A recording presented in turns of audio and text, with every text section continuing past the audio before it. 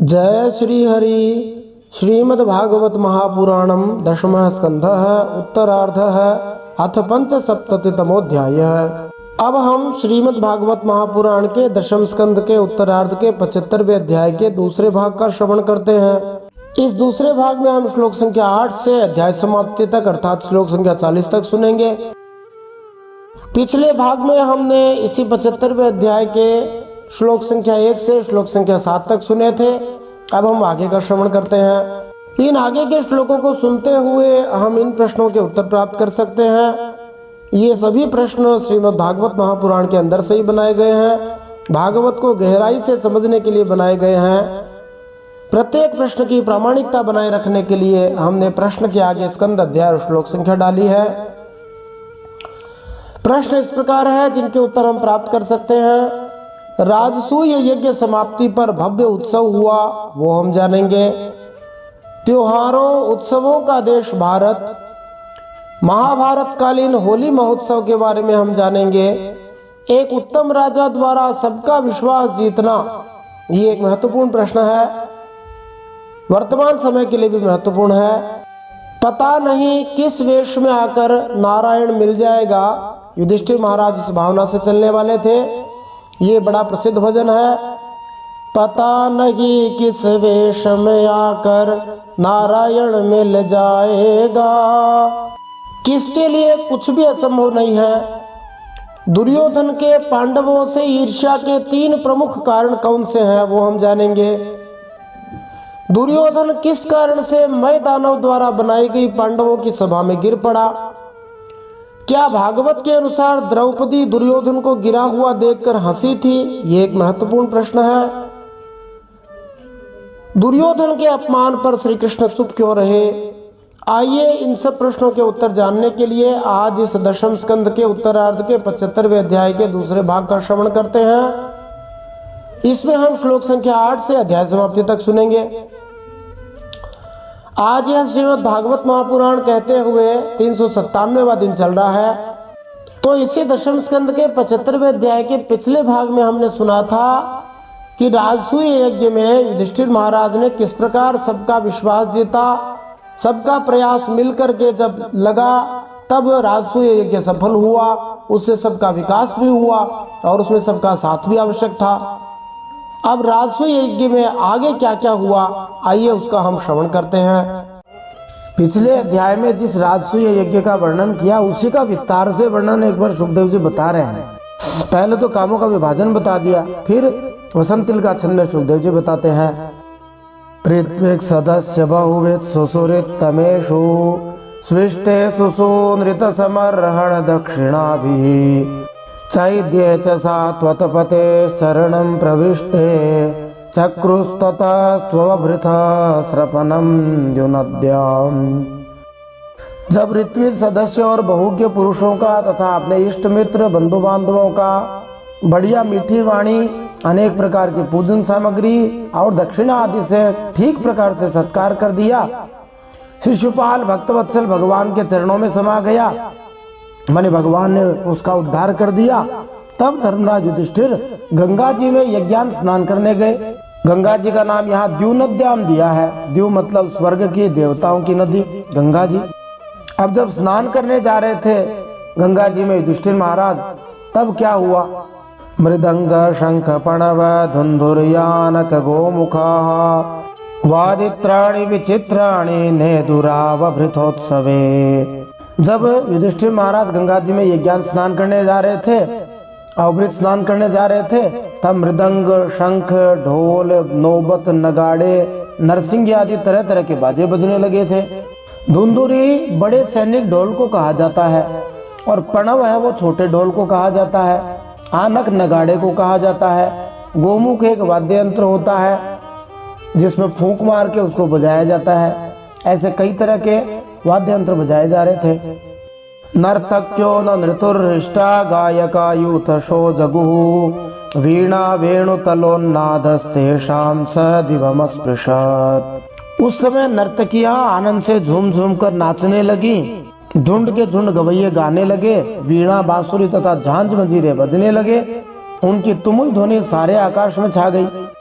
चित्रध्वज पताकाग्रैर्भेन्द्रस्यन्दनार्वभिः स्वलङ्कृतैर्भटैर्भूपा निर्ययुरुक्ममालिनः यदुसृञ्जय काम्बोज कुरुकेकयकोसलाः कम्पयन्तो भुवं सैन्यैर्यजमानपुरःसराः। सोने के हार पहने हुए यदु, सृंजय, कंबोज, कुरु, केकय और कौशल देश के जो राजा लोग थे वे रंग बिरंगी ध्वजा पताकाओं से युक्त और खूब सजे धजे गजराजों, रथों, घोड़ों तथा सुसज्जित वीर सैनिकों के साथ महाराज युधिष्ठिर को आगे करके पृथ्वी को कंपाते हुए चल रहे थे। सदस्यर्त्विग्द्विजश्रेष्ठा ब्रह्मघोषेण भूयसा देवर्षि पितृगन्धर्वास् तुष्टुभुः पुष्पवर्षिणः। उस यज्ञ के समय ऋत्विज तथा बहुत से श्रेष्ठ ब्राह्मण वैदिक मंत्रों का ऊंचे स्वर से उच्चारण करते हुए चल रहे थे। स्वस्ति न इंद्रो वृद्धश्रवाः स्वस्ति नः पूषा विश्ववेदाः स्वस्ति नस्तार्क्ष्यो अरिष्टनेमिः स्वस्ति नो बृहस्पतिर्दधातु। ऐसे वैदिक मंत्र बोलते हुए ब्राह्मण जा रहे थे। देवता, ऋषि, पितर, गंधर्व आकाश से पुष्पों की वर्षा करते हुए उनकी स्तुति करने लगे। स्वलंकृता नरा नार्यो गंध स्रग्भूषणांबरैः विलिम्पन्त्यो विषिञ्चन्त्यो विजर्रुर्विविधैरसैः। इंद्रप्रस्थ के नर नारी इत्र फूलेल, फूलों के हार, रंग बिरंगे वस्त्र, बहुमूल्य आभूषणों से सज कर एक दूसरे पर जल, तेल, दूध, मक्खन आदि रस डालकर भिगो देते, एक दूसरे के शरीर में लगा देते और इस प्रकार क्रीड़ा करते हुए चलने लगे। तैल गोरस गंधोदय हरिद्रा सांद्र कुंकुमैः पुंभिर्लिप्तः प्रलिम्पन्त्यो विजर्रुर्वारयोषितः। वारांगनाएं पुरुषों को तेल, गोरस, सुगंधित जल, हल्दी और गाढ़ी केसर मल देती और पुरुष भी उन्हें उन्हीं वस्तुओं से सराबोर कर देते। इसके तात्पर्य में श्री प्रभुपाद जी कहते हैं कि तो हम देख सकते हैं कैसा भव्य महोत्सव राजसूय यज्ञ के बाद में मनाया गया। इंद्रप्रस्थ के पुरुष और स्त्रियों के शरीर विभिन्न प्रकार के इत्र, फूल, तेलों से चुपड़े हुए थे। सभी सुंदर सुंदर रंगीन वस्त्र धारण किए हुए थे, मालाओं, रत्नों, आभूषणों से सजे हुए थे। वे सभी उस समारोह का आनंद उठा रहे थे और एक दूसरे पर कोई पानी फेंकता है, कोई तेल फेंकता है, कोई दूध, कोई मक्खन, कोई दही, ऐसे तरल पदार्थों को फेंक रहे थे जैसे होली खेलते समय फेंकते हैं। कुछ लोगों ने तो इन पदार्थों को एक दूसरे के शरीर पर पोत डाला। पोतने का अर्थ शरीर पे मसल देना, रगड़ देना। इस प्रकार वे उत्सव का आनंद उठा रहे थे। वारांगनाएं भी आनंद विभोर होकर इन तरल पदार्थों को पुरुषों के शरीरों पर लगाने में जुटे थे और पुरुष लोग स्त्रियों के साथ उसी प्रकार कर रहे थे। सभी तरल पदार्थों से हल्दी एवं केसर मिलाए हुए थे जिससे उनका रंग चमकदार पीला हो गया था। देखो, आजकल बाबा जी लोग जो संस्कार से शांत होते हैं अथवा कहो स्वभाव से शांत होते हैं, उत्सव मनाने में बड़ा संकोच करते हैं। परंतु भागवत जी के इस वर्णन से पता लगता है कि राजा महाराजों के यहाँ जो इस प्रकार के उत्सव होते थे वे ऋषि मुनि और साधु महात्माओं द्वारा अनुमोदित होते थे। आगे का वर्णन वसंत तिलका छंद में किया जाता है। गुप्ता नृभिर्निरगमनुपलब्धमेतद् देव्यो यथा दिवि विमानवरैर्नृदेव्यः दामातुलेय सखिभिः परिषिच्यमानाः सव्रीडः सविकसद् वदना विदेजुः। उस समय इस उत्सव को देखने के लिए जैसे उत्तम उत्तम विमानों पर चढ़कर आकाश में बहुत से देवियां आई हुई थी, वैसे ही सैनिकों के द्वारा सुरक्षित इंद्रप्रस्थ की बहुत सी राज महिलाएं भी सुंदर सुंदर पालकियों पर सवार होकर आई थी। पांडवों के ममेरे भाई श्री कृष्ण और उनके सखा उन रानियों के ऊपर तरह तरह के रंग आदि डाल रहे थे। यहाँ पर जिन ममेरे भाइयों का उल्लेख हुआ है वे श्री कृष्ण तथा उनके भाई गद तथा सारण हैं, और जिन मित्रों का उल्लेख हुआ है वे हैं भीम तथा अर्जुन जैसे व्यक्ति। इससे रानियों के मुख लजीली मुस्कुराहट से खिल उठे थे और उनकी बड़ी शोभा होती थी। तादेवरानुत सखीन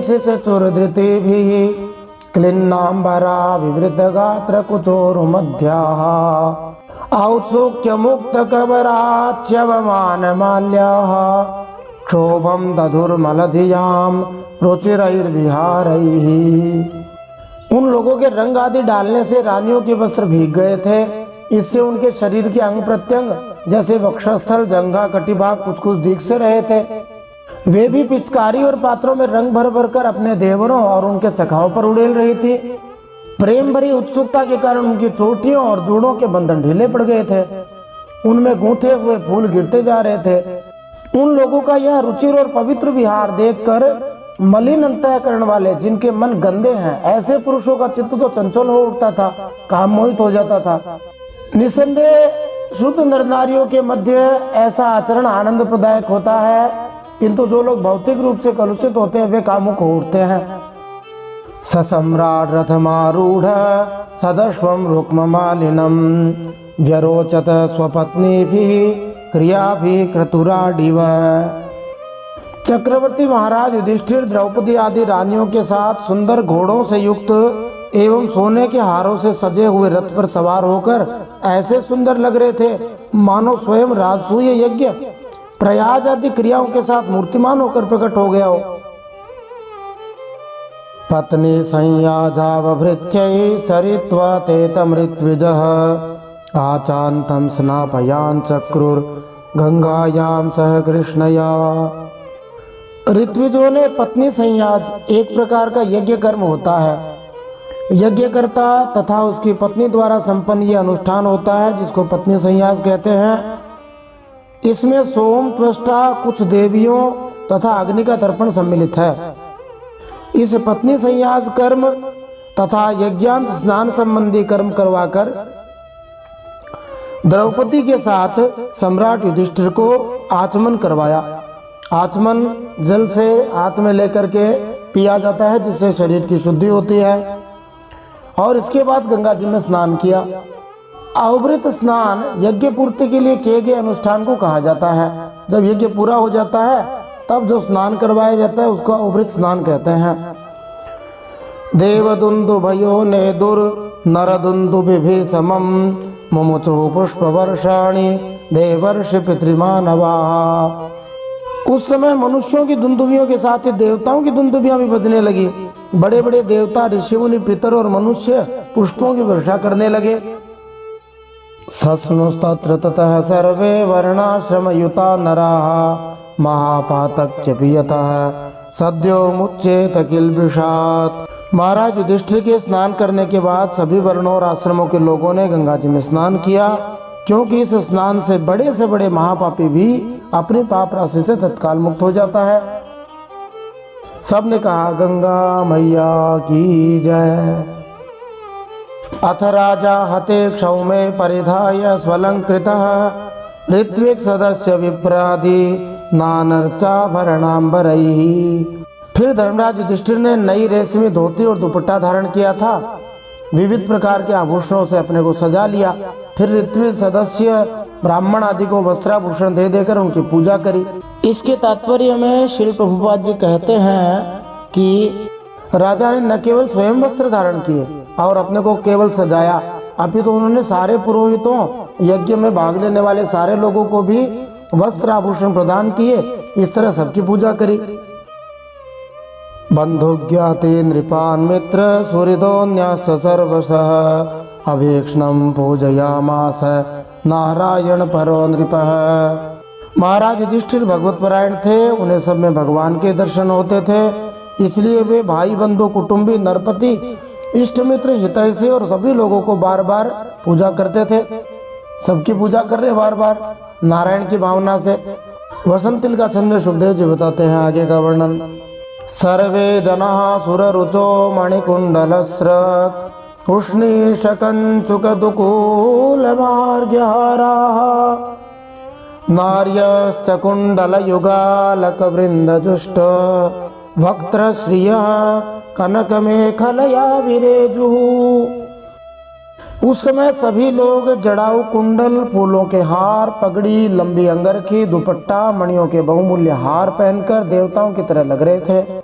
स्त्रियों के मुख भी दोनों कानों के कर्णफूल, घुंघराली अलकों से शोभा पा रहे थे। उनके कटी भाग में सोने की गर्दनियां तो बहुत ही भली मालूम हो रही थी। ये सब वर्णन उस समय की दिव्यता भव्यता बताने के लिए किया जाता है, क्या क्या पहना, कैसे कैसे आभूषण थे। अथर्त्विजो महाशीला सदस्या ब्रह्मवादिनः ब्रह्म क्षत्रिय विक्षूद्रा राजा नो ये समागताः देवर्षि पितृभूतानि लोकपालः सहानुगाः पूजितास्तमनुज्ञाप्य स्वधामानि ययुर्नृप।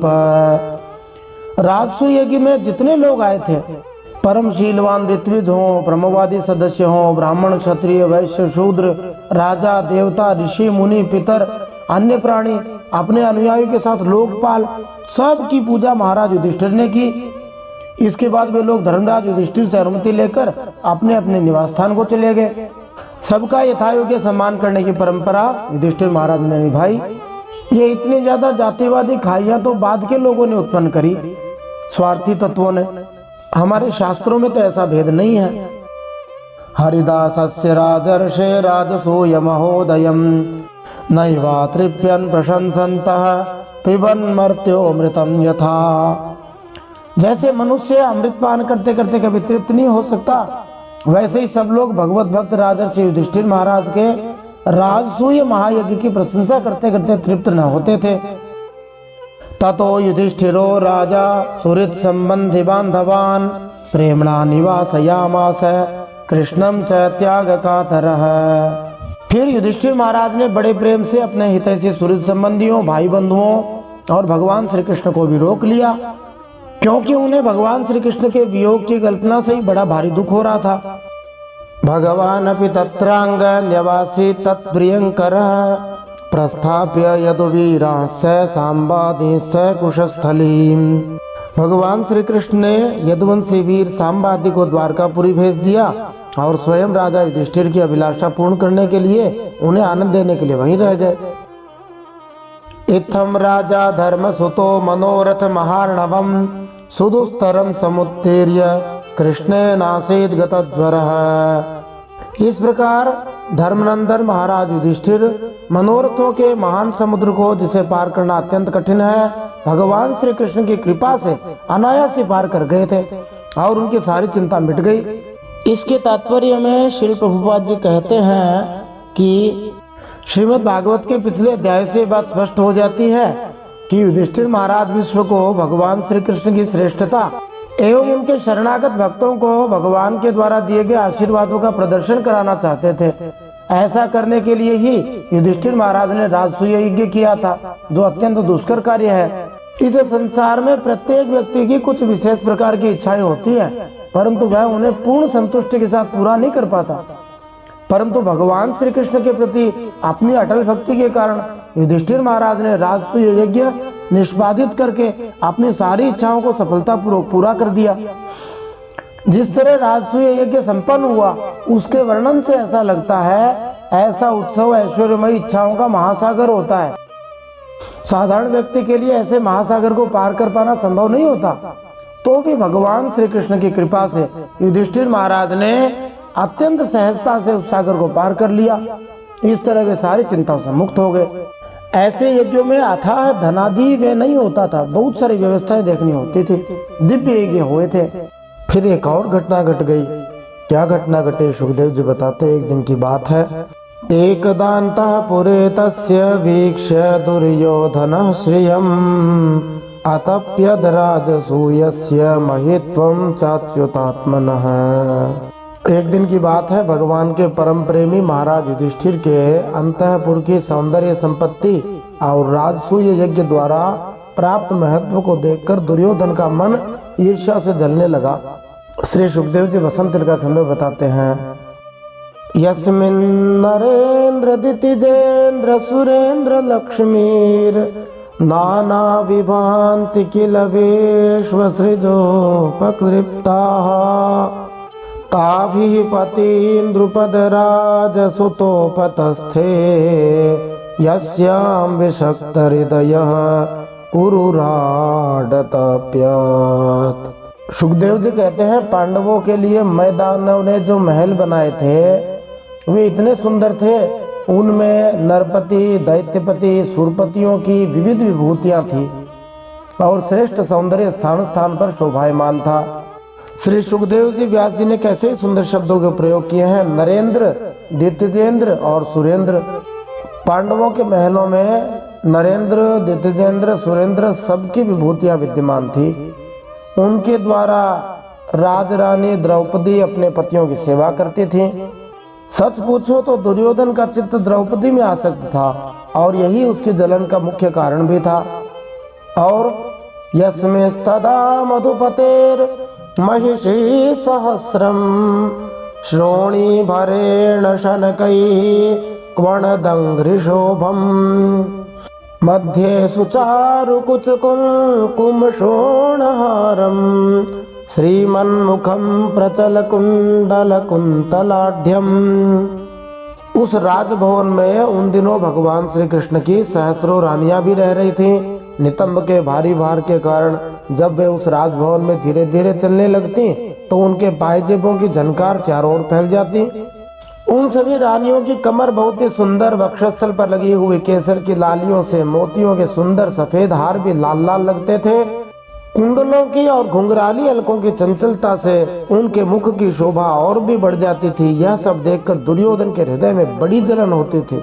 इसके तात्पर्य में श्री प्रभुपाद जी कहते हैं कि युधिष्ठिर महाराज के महल में ऐसी सुंदरियों को देखकर दुर्योधन को ईर्ष्या होने लगी।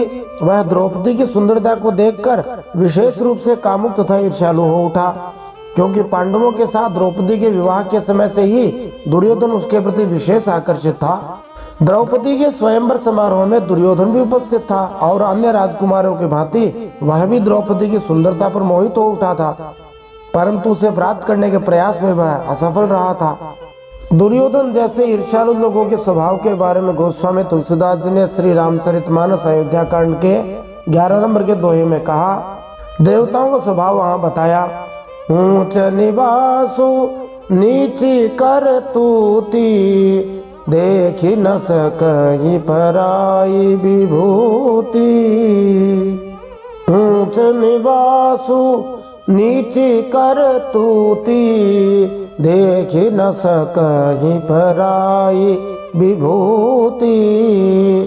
देवताओं का और ऐसे ईर्ष्यालु लोगों का निवास भले ही ऊंचा हो पर करतूत नीची है।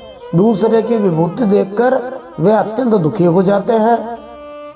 सभायां मय कृप्तायां क्वापि धर्म सुतोधिराट वृतोनुजैर्बन्धुभिश्च कृष्णेनापि स्वचक्षुषा आसीनः काञ्चने साक्षादासने मघवानिव पारमेष्ट्य श्रिया जुष्टः स्तूयमानश्च वन्दिभिः।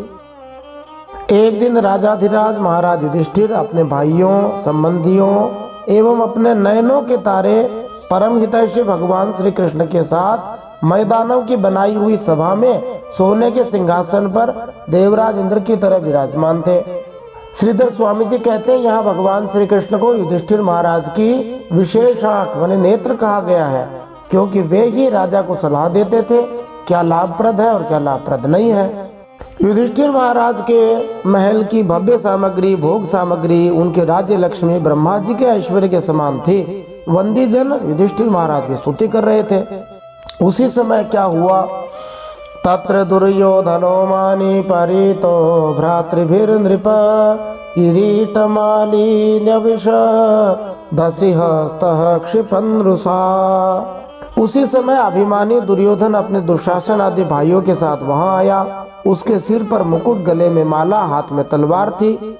क्रोधवश द्वारपालों और सेवकों को झिड़कता ही आ रहा था।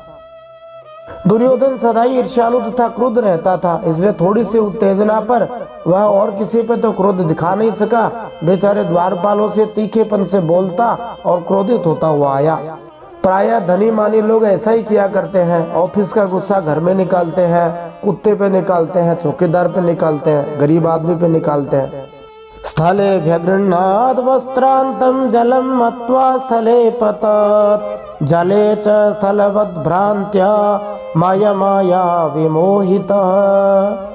युधिष्ठिर महाराज की उस दिव्य सभा में मैदानव ने ऐसी माया फैला रखी थी कि दुर्योधन ने उससे मोहित हो स्थल को तो जल समझ लिया और अपने वस्त्र समेट लिए। जैसे पानी में जाते तो कपड़े ऊपर कर लेते हैं ताकि भीग न जाए, और जल को स्थल समझकर आकड़ से चला। वो समझा कि वहां स्थल है और उसमें गिर पड़ा। दरअसल हुआ यूं था कि जहां पर उस भवन में स्थल था वहां पर जल दिखाई देता था, और जहां पर जल था वहां स्थल दिखाई देता था। तो जहां पर स्थल में जल दिखाई दे रहा था वहां वस्त्र ऊपर करके चल रहा था, और जहां वास्तव में जल था वहां ऐसे लग रहा था जैसे ये फर्श है पक्का बना हुआ, वहां अकड़ के चला और उसमें गिर गया। तो यहाँ हम देख सकते हैं कि दुर्योधन पांडवों से ईर्ष्या करता था। अनेक कारण थे, उनमें से 2-3 कारण यहाँ दिए हैं। एक कारण तो पांडवों की संपत्ति देखकर दुखी था। दूसरा कारण दुर्योधन का द्रौपदी में चित्त आसक्त था, द्रौपदी को पसंद करता था, उससे ब्याह नहीं हो पाया इसलिए पांडवों से ईर्ष्या करता था। जहाँ सभी मस्तम दृष्ट्वा स्त्रियो नृपतयो परे निवार्यमाणा अप्यंग राज्ञा कृष्णानुमोदिता। दुर्योधन को पानी में गिरते देखकर भीमसेन, राजरानियां तथा दूसरे नरपति हंसने लगे। यद्यपि युधिष्ठिर उन्हें ऐसा करने से रोक रहे थे, परंतु प्यारे परीक्षित उन्हें इशारे से श्री कृष्ण का अनुमोदन प्राप्त हो चुका था। युधिष्ठिर महाराज ने तो स्त्रियों भीमसेन को तिरछी नजर से देखकर उनकी हंसी रुकवानी चाहिए, किंतु भगवान श्री कृष्ण ने अपनी भौहों के इशारे से हंसी के लिए अपनी सहमति दे दी, क्योंकि श्री भगवान कुछ विशेष करना चाह रहे थे। क्या करना चाह रहे थे अगले श्लोक में बताते हैं सुखदेव जी। यहाँ हम इतना तो अवश्य सीख सकते हैं, जब किसी का अपमान हो जाए, बेइज्जती हो जाए तो उसकी हंसी नहीं उड़ानी चाहिए। और दूसरी बात ये सीखने की है कि जब तक भगवान साथ में है तब सब ठीक ही ठीक है। जानकी नाथ सहाय करे तो कौन बिगाड़ सके नर तेरो। जब भगवान स्वयं साथ है, उन्होंने सहमति दे दी, तब क्या चिंता की बात।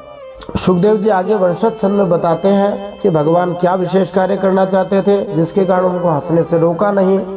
सव्रीडितो वाग वदनो रुषाज्वलन निष्क्रम्य तूष्णीं प्रययौ गजाभयम् हाहेति शब्दः सुमहानभूत् सता मजात शत्रुर्विमना इवाभवत् बभूव तूष्णीं भगवान् भुवो भरं समुज्जिहीर्षोर्भ्रमति स्म यदृशा। इस प्रकार जब दुर्योधन की हंसी उड़ाई गई वह बहुत लज्जित हो गया, उसका रोम रोम क्रोध से जलने लगा। अपना मुंह लटकाकर चुपचाप सभा भवन से निकलकर हस्तिनापुर चला गया। इस घटना को देखकर सत्पुरुषों में तो हाय हाय हाहाकार मच गया, और धर्मराज युधिष्ठिर का मन भी कुछ खिन्न सा हो गया। ये सब होने पर भी भगवान श्री कृष्ण चुप थे, उन्होंने कोई प्रतिक्रिया नहीं दी। क्यों नहीं दी? तो पहले भी नहीं प्रतिक्रिया दी थी, अभी भी नहीं दी, क्योंकि उनकी इच्छा थी कि किसी प्रकार पृथ्वी का भार उतर जाए। और सच पूछो तो उन्हें भगवान श्री कृष्ण की दृष्टि से दुर्योधन को वह भ्रम हुआ था। भगवान जैसा चाहते हैं वैसा ही होता है, राम कीजिए चाहिए सोई होई। इस प्रकार यह घटना कुरुवंश के 2 पक्षों में शत्रुता का सूत्रपात था, आरंभ था। ऐसा लगता है कि यह संसार के भार को कम करने के लिए श्री भगवान के उद्देश्य की योजना का एक अंश था। भगवान के विधान में अमंगल नहीं हो सकता, भगवान के भक्तों का कभी बुरा नहीं हो सकता। जहाँ भगवान स्वयं हो वहाँ बुरा तो होने का प्रश्न ही नहीं उठता। अब अंतिम श्लोक सुखदेव जी कहते हैं, एतत्ते भीतम राजन यत्पृष्टो हमिह त्वया सुयोधनस्य दौरात्म्यम राजसूये महाक्रतौ। सुखदेव जी ने कहा, परीक्षित तुमने मुझसे यह पूछा था कि उस महान राजसूय यज्ञ में दुर्योधन को डाह ईर्ष्या क्यों हुआ, जलन क्यों हो गई, सो वह सब मैंने तुम्हें बतला दिया है। अब और क्या सुनना चाहते हो अगले अध्याय में सुनाएंगे। श्रीमद् भागवत महापुराण की जय, द्वारकाधीश भगवान की जय, परम सत्य श्री हरि की जय। इति श्रीमद्भागवते महापुराणे पारमहंस्यां संहितायां दशमस्कन्धे उत्तरार्धे दुर्योधन मानभंगो नाम 75तमोऽध्यायः। श्रीमन्नारायणार्पणमस्तु। इस प्रकार श्रीमद्भागवत महापुराण परमहंसों की संहिता दशम स्कंद उत्तरार्ध में दुर्योधन का मानमर्दन मानभंग नामक 75वां अध्याय भगवान श्री नारायण के चरणों में समर्पित हो। इस कथा को पूरा सुनने के लिए आपका बहुत बहुत धन्यवाद। यदि आप चैनल पर पहली बार आए हैं तो आप चैनल को सब्सक्राइब करना न भूलें। भागवत के सभी श्लोक, सभी अध्याय आप यहाँ पर सुन सकते हैं एक ही प्लेटफॉर्म पर। प्लेलिस्ट में जाकर आप सभी अध्यायों को क्रमशः देख सकते हैं। प्रत्येक अध्याय पर हमने बहुत सारे प्रश्न बनाए हैं, बहुत सारे चित्रों को हमने डाला है और श्लोक बड़े ही सरल तरीके से प्रस्तुत किए जा रहे हैं, साथ में भावार्थ दिया जा रहा है। आशा है आपको यह प्रयास अच्छा लगेगा। आप ज़्यादा से ज़्यादा हरि भक्तों में इस कथा को शेयर करते रहिए। जय श्री हरि, श्रीमन नारायण अर्पणमस्तु।